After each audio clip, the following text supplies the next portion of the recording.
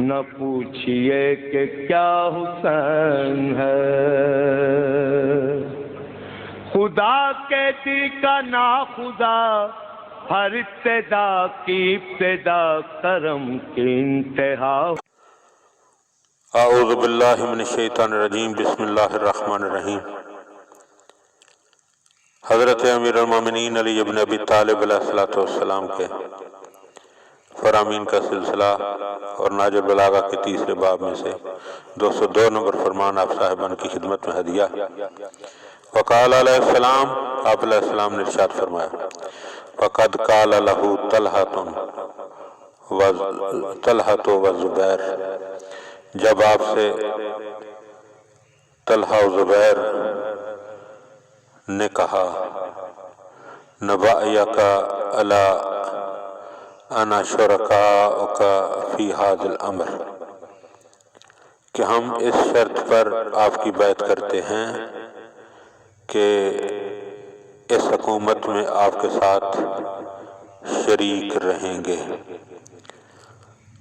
تو لا ولکنکما شریکان فی القوۃ والاستعانۃ، تو آپ نے فرمایا نہیں، بلکہ تم تقویت پہنچانے اور ہاتھ بٹانے میں شریک ہو۔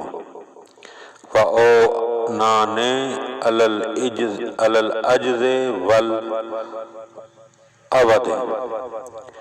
اور عاجزی اور سختی کے موقع پر مددگار رہو گے۔ یعنی مولا علیہ السلام بیعت کرنے والے کے حقوق و فرائض بتا رہے ہیں کہ جب بیعت ہو گئی تو اب وہ حکومت میں شریک نہیں ہیں، یعنی انہیں کسی پر حکم چلانے کا، بیعت کرنے والے کو کسی پر حکم چلانے کا حق نہیں ہے جب تک کہ بیعت لینے والا اسے کوئی اختیار نہ دے۔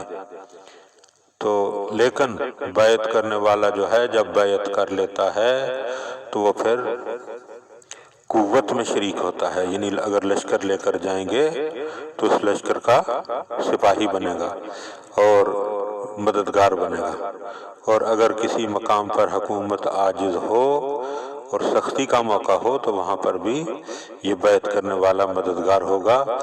بیعت کرنے والا حکمران نہیں ہوتا بلکہ مددگار ہوتا ہے۔